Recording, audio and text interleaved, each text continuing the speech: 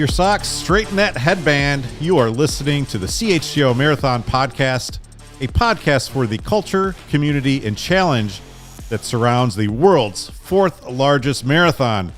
CHGO Marathon Podcast is presented by Goose Island, the official beer of CHGO. Find one of their Chicago locations at gooseisland.com/locations. What's up, everyone? Welcome back. My name is Kevin Kaduk. I'm the head of content at CHGO and a first-time entrant in the Chicago Marathon. Thanks for joining us last week. Thanks for coming back. I am joined this week by fellow CHGO cohort and multiple Chicago Marathoner, Janice Scurio. Janice, thanks for joining me today. Thanks for having me. Yeah, talking about my favorite thing in the world, running. Are you serious about that? No. But you've done it a lot and you continue to do so. Yeah, really funny thing. I feel as if a lot of runners, running is an acquired taste for most people, myself included. When I first started, I hated running. And I'll be honest, I've been running for about 10 years now, and there are still some times where I feel like hanging up my shoes and just being like, I'm getting older. Definitely my endurance has gone down a smidge. So it's just sort of like fighting regression versus the will to win. So as a Sox fan as well, you definitely have those two ideals conflicting, where it's just like, all right, I have to listen to my body, but also my heart and my mind are telling me that I can do this. Well, I thought you had a great response to one of our tweets on CHGO_marathon last week. And you said, the thing I love about running is that it's an accessible sport. You don't need shoes that are overly expensive, and you can get by with relatively low-cost gear, no gym membership needed. It's also as social or antisocial as you want it to be. If you can walk, you can run, ! So I kind of wanted to hit that second point of it. It's like it's as social or antisocial as you want it to be. And I find that really interesting because, yeah, for a long time, running has been a very solitary pastime for me. I like getting out there. I like being alone. I like being alone with my thoughts. It's getting away from the phone. It's getting away from the laptop. It's getting away from everything. At the same time, I wanted to start this marathon podcast because marathon running is very community oriented. Yeah. And that's what we're trying to do here at CHGO, and help hopefully build a community of runners as October 8th draws near. Where do you fall? Are you mostly on the solitary side? Have you gotten into community? That's a great question. I think for most of my running career, I definitely have kind of been the lone wolf, where I love listening to my music, curating my running jams is just something that I'm very proud of. And just creating my own narrative when I'm running as well. Like sometimes I'm, just an Amazon warrior running through the streets of Chicago, trying to save, or other times I am just this a big, amazing badass here to conquer the world. So, I have definitely had my ways of keeping my brain occupied when I run. But I don't know, running in a group never really appealed to me until fairly recently. So there is a small running group that runs from a bar that I frequent called Bitter Pops. Gotcha. And they do a fun run. And so a couple of friends were just like, hey, do you want to just do this? We can get drinks after the run. And I said, say no more, of course. So I decided to go on these fun runs and completely just, being a solo runner for most of my career. It's like, all right, running with others, am I going to have to talk to them? What's the etiquette there? Am I because essentially when you're running in a group, everyone takes on a specific role. Some people are just sort of the shepherds, where they're just making sure that everyone is accounted for and having a good time. So how many people are in these? Roughly about 5 to 10 people. Or sometimes there's the chatty person, and there's also another person just does not want to be spoken to at all. Not going to say that's me, but The back of the packer, yeah. Yeah, precisely. I also do have to say, when it comes to any community, you learn a lot about yourself in the process.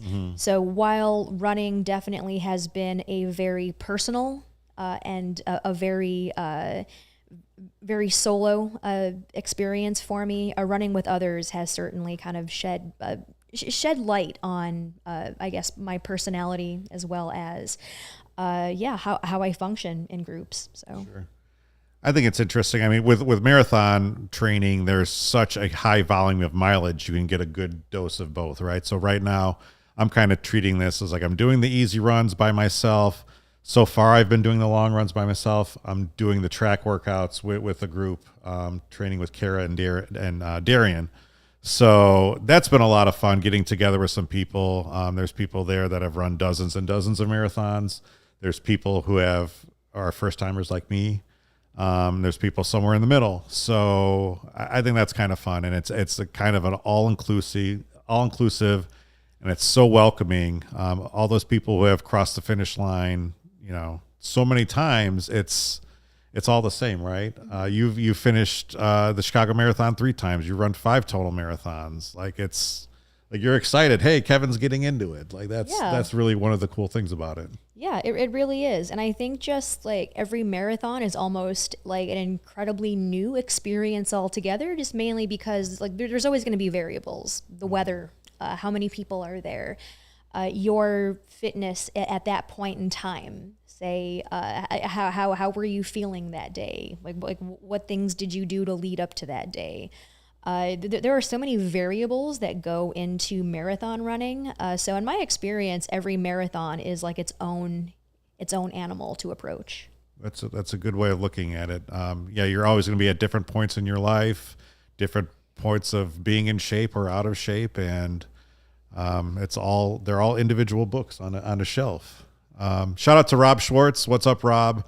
Rob's been a good training buddy so far. He says, training has been solo for me, but I'm running with 3 others during my marathon, so that will be interesting. So, I mean, there's always the pace groups too that you can kind of run with, and you find your people during the race too. It's like you really do. Yeah.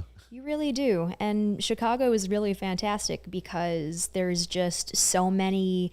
Like, sometimes you will stick with the same person and then see them like a good 5 to 10 miles down the track, and then you're wondering like, oh, so was this person in the bathroom? Was I in the bathroom? So it's really interesting where you kind of identify these people and then you see them later on down the line. So it's like when you're on a cross country driving trip and you do the same thing, like 3 hours. Like I saw that person 3 hours later. Did they stop at Culver's or whatever? Precisely. Yeah. You kind of think about like their journey and what they're thinking, what they're experiencing. It's really a really interesting experience. So speaking of talking with pace groups, I did want to bring up one thing from last week's show. We had Andy Behrens on the show. He was running Grandma's Marathon in Duluth this past weekend, and we talked about some of his goals. He was shooting to break 340. Kind of predicated on the fact, off of his first goal, he didn't want to screw up his final 10K. There's 2 races. There's the first 20 miles. There's the last 6.2. He was really focused on that last on that last 10K. I logged into Grandma's Marathon results, saw that he got a 341, so he missed it by a minute. So I asked him to weigh in and say, hey, what happened up there? I didn't put it like that. I said, hey, you got really close to your goal. But so Andy responded this way. He said, so I really miscalculated things early. Basically, I picked out a pace group and told myself I just needed to stay behind them throughout the race. If I did that, no chance I'd go out too hot. But then the lead pacer in the group went out much faster than advertised in the first 10K. After 6 miles, I was more than a full minute ahead of my intended pace. It was my fault, of course, not the pacer. I'm sure he told the people around him what he intended. Those guys are awesome. It's incredibly selfless, but I just wasn't attentive enough to know how quick I was moving. It really got me in that final 8 to 10K. I had to stop and work out some pretty severe hamstring cramps in each of the final 4 miles. It also got pretty hot by the time I was finishing, which didn't help. That said, OMG, Grandma's is a beautiful course. Lake Superior to your left for 20 miles. Gorgeous, great crowd energy.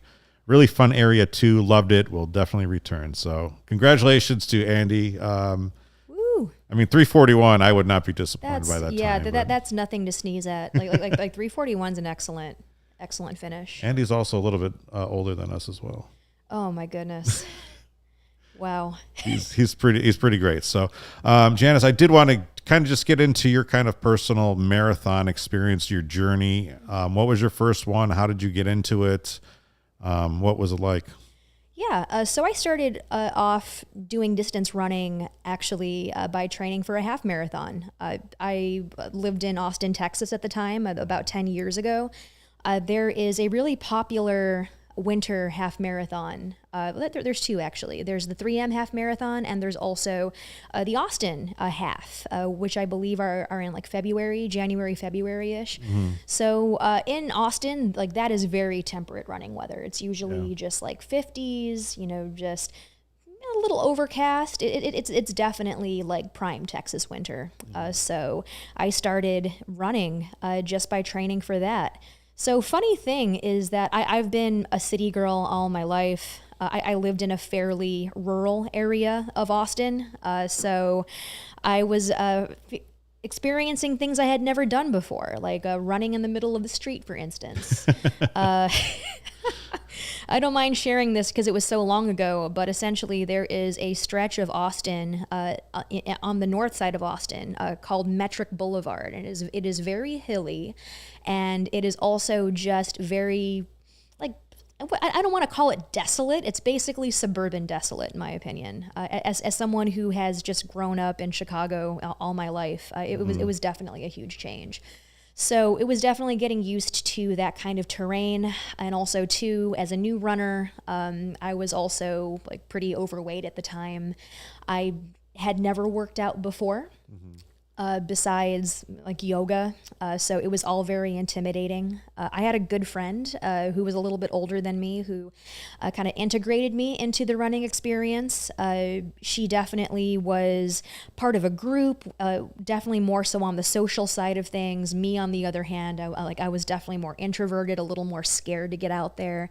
But no, she helped me. I mean, we would train together. I would be significantly faster than her. Sorry, Molly. But it was all fun. We ended up becoming incredible friends throughout that entire experience. So she ran the 3M.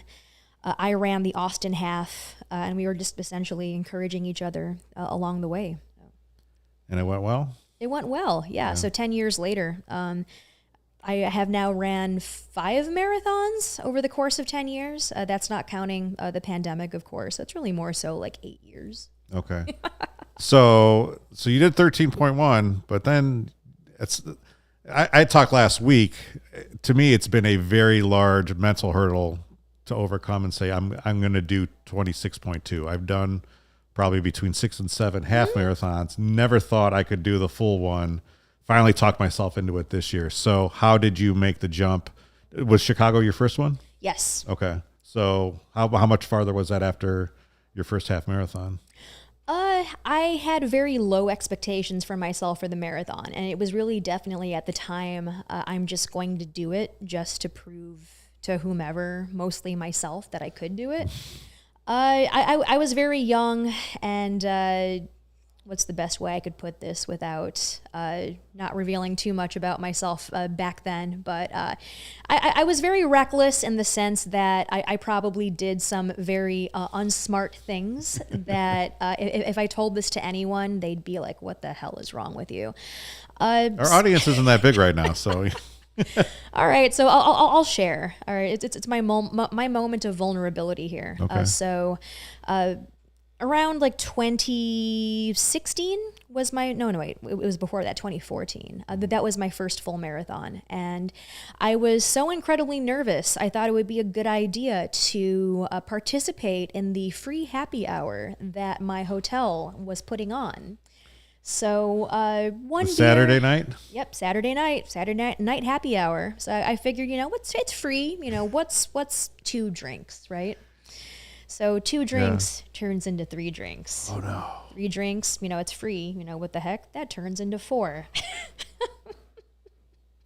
You're supposed to just eat a lot of spaghetti, I thought, not drinks. Carb loading, I took that a little too literal. All right, so definitely, this is not an endorsement of my behavior, by the way. Like, please don't do this. I would not recommend it. So the combination of my sort of drunkenness as well as my anxiety, I did not sleep at all. I was so incredibly wired and nervous for this race that I ran the marathon on 0 hours of sleep and just fumes, but I finished. That's amazing. Yeah, no, it's amazing, not in a good way, but it's amazing. And then you probably just pass out right after. I've been there before with a much shorter race, though not drinking. In 2016, I was signed up for the Soldier Field 10 mile, which is a great race. You get to finish at the 50-yard line at Soldier Field, which is super awesome. But we had just had our second child, and all the training went out the window. I mean, I was not ready for this whatsoever. But the day rolled around, and I got out of bed. I was like, I'm going downtown to run. And my wife was like, what are you doing? Like, I'm going to run. Because honestly, I just wanted to get out of the house. And that's probably like the best 10 miles I ever ran because I was just so fresh. Wasn't prepared for it whatsoever. But it was a lot of fun.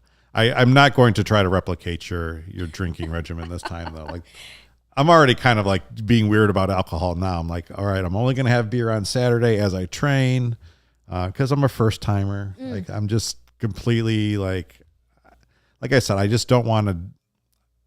If I'm only going to do this once, and I may or may not, I may really enjoy doing this, and this may become a thing. But for this time, I really just want to make sure that everything is just kind of right, and I do everything right. I'm also considerably older than you were at that point too, so a little bit of wisdom that comes along with that, right? For sure. I've seen like 80-year-olds run the marathon because my brother did it a few years ago as well. So I've watched it. There's literally like 89-year-olds doing it. Yeah, and it's amazing. It's insane. Yeah. I think it's crazy. I'm 23 and I was asking you before the shows, I was like, how are you running like 6 straight miles without just even like walking? So my main goal by the end of these 12 episodes for CHGO Marathon is that we'll get Sarah to commit for 2024. I'm signed up for a couple of, what am I signed up for? 10Ks. Yeah, we're going to do the Big Ten 10K together. Oh, wow. Yeah. Well, I don't know. I'm a solo runner. That's how I've been my whole life. I do it like I put my headphones in and I do it genuinely just so I can like have nothing in my brain for a couple hours. Yeah, just kind of zone out and jam. Yeah. I enjoy it. I don't know how much I enjoy it. I don't know if I enjoy it to do 26 miles, but we'll get there. I do know people that do it. Yeah. I don't know. We'll see. I do have to say that like the thing about running is that when it feels bad, it feels awful. It just is the worst. It has a lot of high highs and a lot of low lows. Precisely. Yeah, but the good runs, like you mentioned, like the good runs feel so great. Like you feel like you could take on the world. So especially after this last marathon that I ran in May, I was definitely setting very low expectations for myself. It was my first marathon in 5 years. Just mainly because the pandemic affected that. Having COVID certainly affected that. Life got in the way several times. And I found myself just being like, I used to love doing this. What the hell happened? So I decided to challenge myself and be like, all right, so it's been 5 years. I'm going to sign up for this marathon. Even though I have trained for marathons before, like I mentioned before, each marathon is like a different book. It's definitely going to be an entirely different thing altogether. So I ran the Toronto Marathon in May, and I have done it before, so I was already familiar with the course. It was actually my last PR, so I knew exactly what to expect. It's mostly a downhill marathon. Toronto in May is also just like a Texas winter. It's like 50s, just like very ideal running weather. Overcast usually. It's like Chicago in May. Yeah. I don't know what it was, but I just had like the worst pre-race anxiety. Even though I had trained, my friends were telling me to, trust in your training. Like you've been working your ass off. But of course, too, me, myself, I was so far removed back from those grinder days where I would just, work my ass off. And I guess like your own worst enemy when you're running is yourself, really. And I certainly can get inside my head. So again, even though I have a much more hermetically sealed approach to running, especially the night before. I did not have any alcohol. I actually don't have alcohol for like at least 3 days before race day because of that. But I don't know what happened. I also did not sleep. I was just like laying in my Airbnb, just being like, oh shit, I'm really going to do it. It's been 5 years. I also left out the fact that I had a double ACL strain in both of my knees. So I also had that to overcome. So I think it was all of those variables that I was mentioning before that, all right, here are all the things that I have going for me. Here are all the things that could possibly work against me. And it's essentially these two sides fighting. And so that's why I didn't sleep. Well, there's even things that I've learned too, is like I think it's day by day too. Cause it's like, there's days where I'll feel great. And then there's a day, like one day it could be where my body I just don't feel good. And I just don't have that like mental or physical energy to run. And what if I wake up and that's a day where that's race day and I'm just having one of those days where I could train for months, but I'm just having one of those days. Yeah, exactly. I mean, there are some days that, you might not have your fastball. So of course too, when you don't have your fastball, you got to rely on your secondaries. So, I mean, how that translates over to running, I'm not exactly sure. And like you said too, it's not just physical; it's also mental. You have to make sure that everything's going together. I had this is week 3 of training. I woke up on Monday morning. I hit the snooze button without waking up twice, and then it kind of put me in a position where I really had to get out of bed and get outside and start running so I could get back in time for my wife to go to work. And I was like, I was in the bathroom. Like, I don't want to do this. Like, I don't want to go outside. But I made myself go outside and actually went 4 miles instead of 3. And the 4th mile was the best one. And so by the end of my time out there, I was like, all right, I'm glad I came out here. This was worth my while. And hopefully I channel that the next time I don't want to go out there, because there is sometimes you just don't want to do it. Janice, I am curious to know, so is it different? Like, do you prefer preparing for a May marathon as opposed to an October marathon? Or Oh, yeah, that's a great question. Just mainly, I've only done Chicago and I've only done Toronto. So I typically just have done Chicago just because you have the entire summer to train. You essentially like just have those early mornings where, you've got that weather in the 70s, again, like super temperate, just, you're not sweating. Like it's just all the conditions are perfect, right? So strangely enough, I pride myself on being a summer runner. I don't know what it is with me, but I just feel as if like I do very well in the heat. So I really don't know why. But I think it's probably my joints because I'm getting older. The cold slows them down. Right. But the difference between that and training for Toronto is that I did a lot of indoor training for Toronto, just mainly because there were many times where it was unsafe to run outside. Yeah, absolutely. So I would just relegate to treadmill running, which a lot of runners are like, oh, the treadmill, oh no. I'm a weirdo that likes the treadmill. I feel as if it's a controlled environment. I can control how fast I go. If it sucks, I can hop off.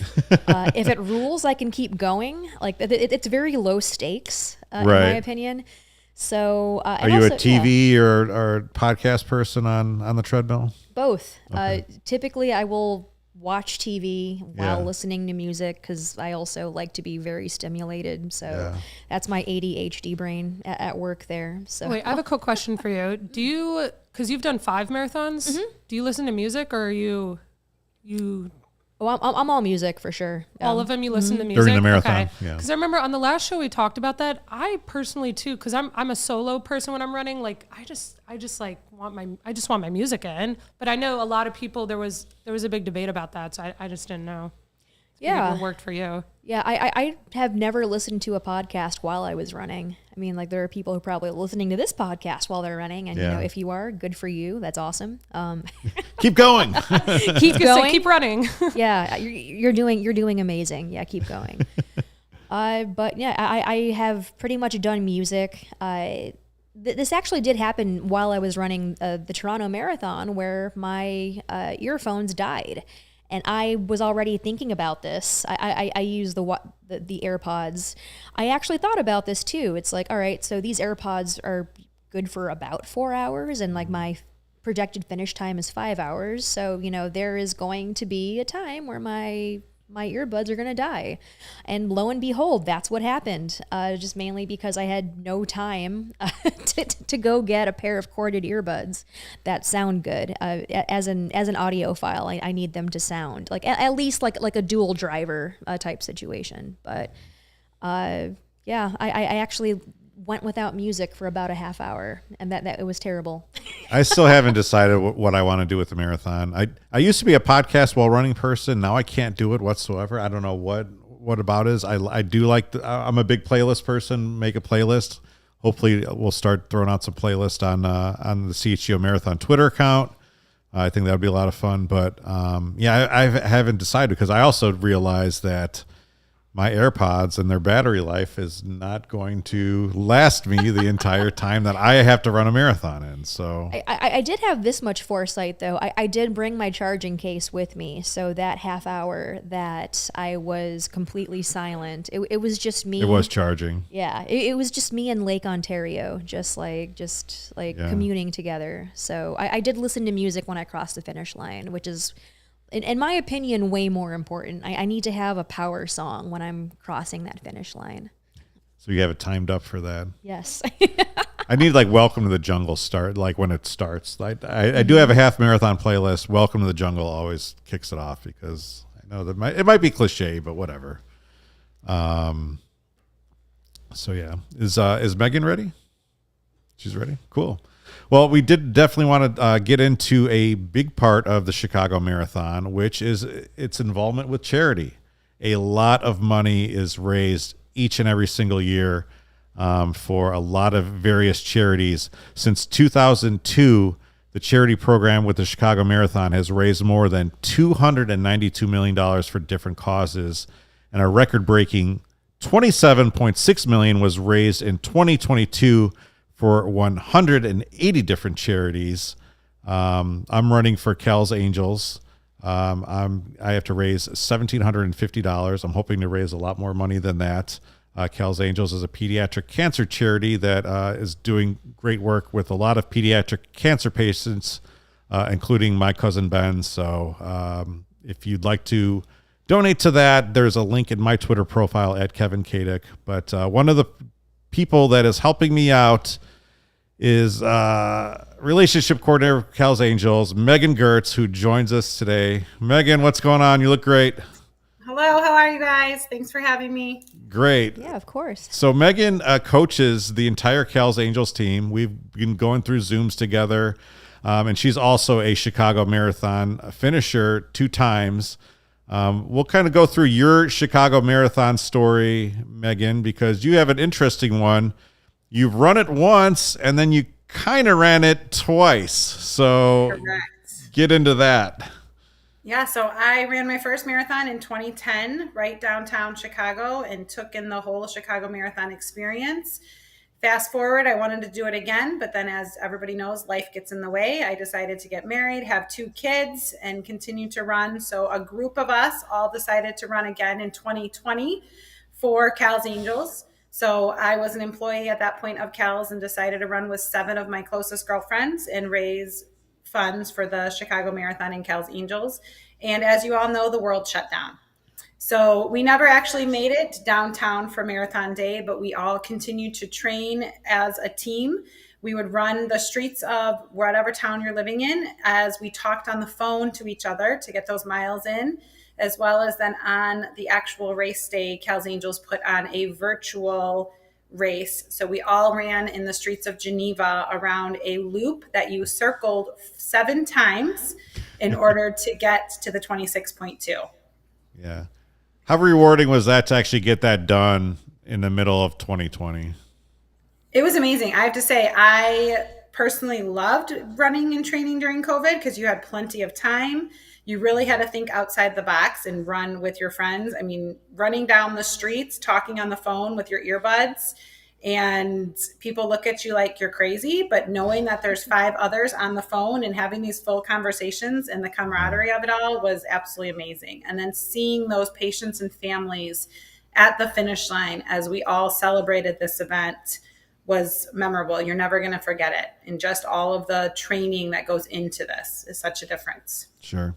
What about your first time in 2010? What really stands out from then? I mean, it's crazy that it was 13 years ago already, but I'm sure the memories are probably still kind of fresh. That's probably something you don't forget. Yeah. So the first time I ever did it, my now husband trained alongside with me. He rode his bike along next to me. That's cheating. It is. And I'm surprised we're married now because it's such a challenge when he's telling you to go faster and faster and he's on a bike. But he was my training partner, would hand me the water and be with me. And then race day, my entire family came down and I did not know what to expect. I had run a bunch of half marathons in the city, but taking on all 26 miles in the heart of Chicago and seeing all the different towns, the spectators, everything, you just have to soak it up. And I remember just thinking what an amazing experience as you run from town to town and everything at the end. A friend of mine actually jumped in with me and ran it, and he had not trained. And sharing and talking, I heard you guys say that some of you are not talker runners. I personally talk throughout the entire time I'm running. So we talked and laughed and made jokes and just got to the finish line. It was great. Yeah. Yeah. I did that for the first time, just like I've been running for about 10 years now. And I actually was talking with someone next to me for the first time, and I loved it. I thought it was great. We were all just sharing experiences with running, and you definitely have to balance just heaving and just breathing along with getting your jokes off, I suppose. Yes. And I think the talking helps with your breathing and keeps you going. Because if you're not talking and you're up, listening to music the whole time, which I still do, but your breathing gets off. And so it's just conversational pace running gets you the full distance there safely. Yeah. So as a past finisher, I'm going to ask you 2 different questions. As a past finisher, what would your advice specific to the Chicago Marathon be? I mean, not just in a marathon sense, but what about the Chicago Marathon do people need to be prepared for? The crazy crowds, the spectators. Yes. You will see and hear everything, and just soak it up and enjoy the process as you go through all the different towns. Some of these things you never see, like in Chinatown, you'll see the big giant dragon. You'll go through Boys Town, you'll go through Logan Square, everything, and just seeing it all and cheering it on and looking for friends and family along the course. Running through Charity Village obviously is probably the best, most rewarding experience because you have all of your charities lined up there and their tents, and they're cheering for their individual runners as well as everybody. So that's where, if you don't like cowbells, you will love them. And if you don't, you're going to have to love them for the Chicago Marathon. Because where is that on the course? It's Charity Village. Yeah. It's about mile 13. So it's halfway. Okay. Gotcha. So to really get you going. So you're also a certified running instructor. What, from, I guess, just a technical standpoint, would you give a first timer? I would say take training day by day. And you guys were mentioning that one day you might feel like $1 million and that 5 miles went by so fast. The next day you have a 3 miler and you feel like you're running 20. So trust the process, trust your training plan, listen to your bodies.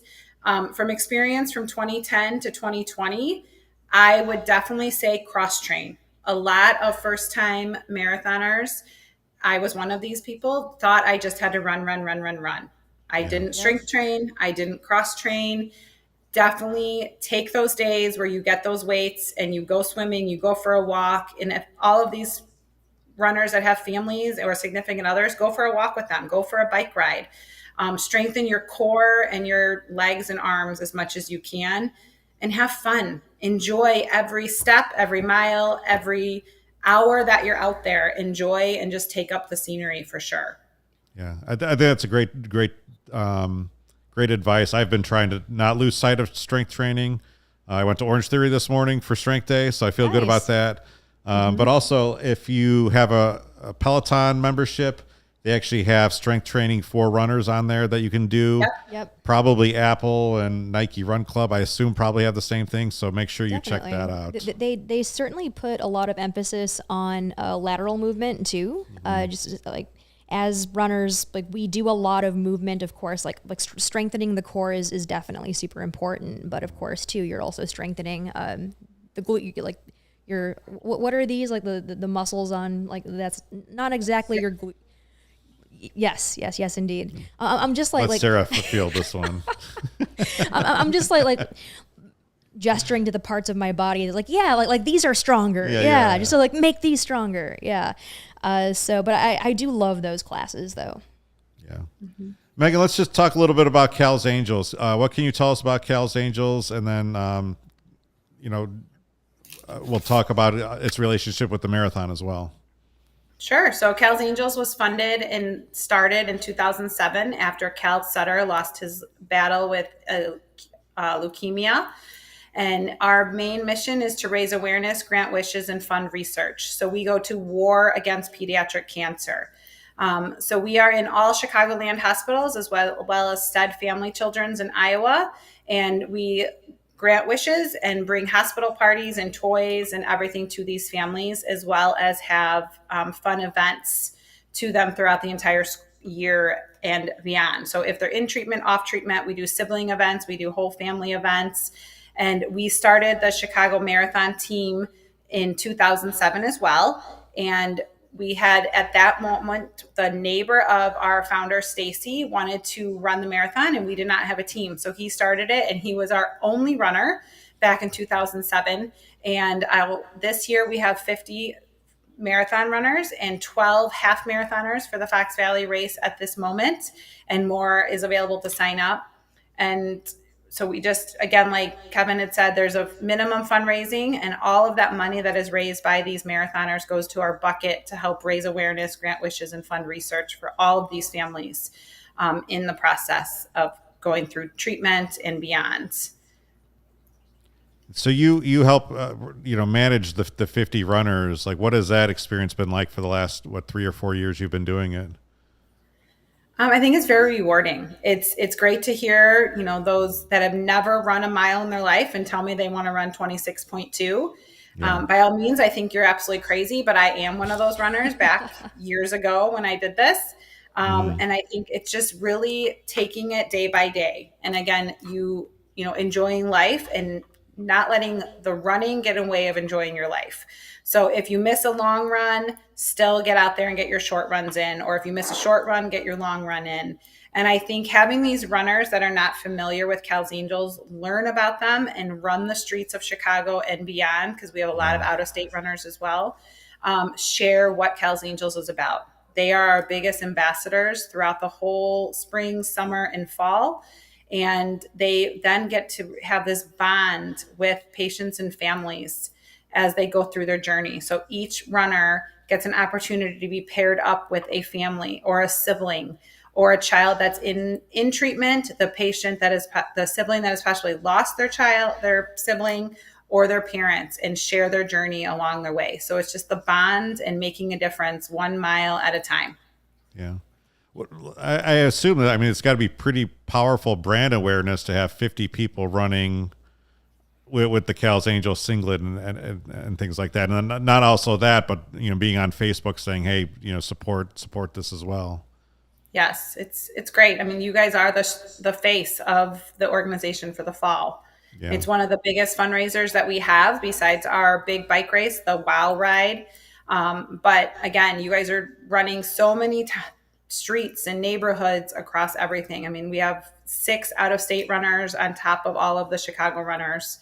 So, and our team consists of newbies all the way to veterans. Last year I had a guy that was running his 50th marathon with Chicago. And so it was just a big deal. And he was spreading the word every time he went.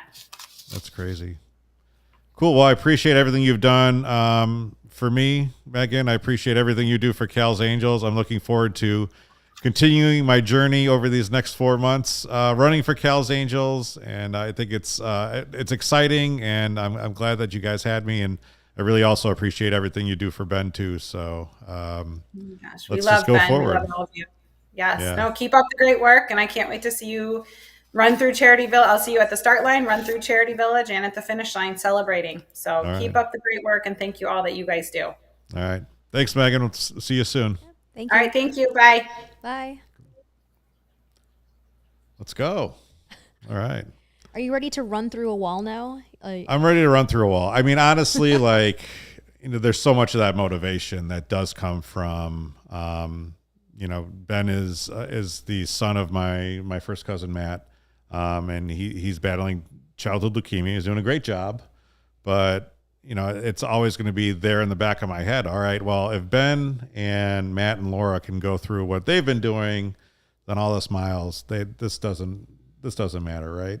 Like, so that's going to be extremely motivating, because anytime I do feel down or whatever,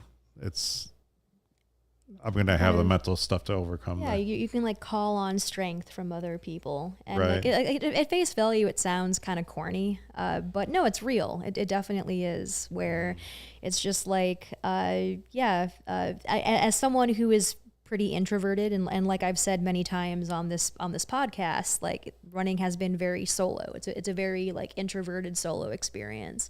Yeah. But like the whole thing about getting strength from others is a real thing. Yeah. So especially like Megan mentioned, the people on the course, like the spectators, all of their energy too. Like even in Toronto, people would like read my name on my bib and just be like, cool. Hey, Janice, you're doing a great job. Yeah. And I'm just like, yeah, that's me. I am doing a great job. Thanks. Yeah. So a lot of that is real. Like you definitely feel like the closest thing I equivocated to is you're sort of like a professional athlete, but you're the one paying for other people to watch you play.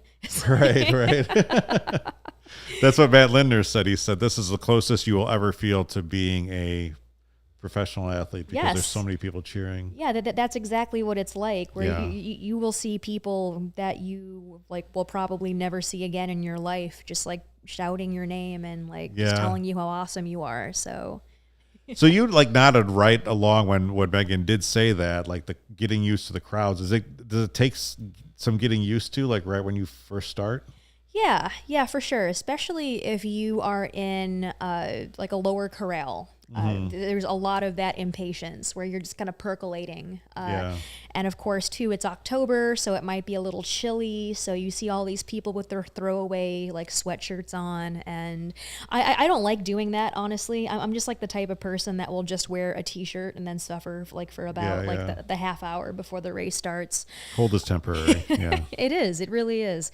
So there's a little bit of a bottleneck where you're just kind of impatient and wanting to get out there, and everyone is either starting off walking or they're going well below their marathon pace, which is fine. That's like nothing against them, but of course too, like me myself, I want to get out there. I want to just whoosh out the door and just get this party started.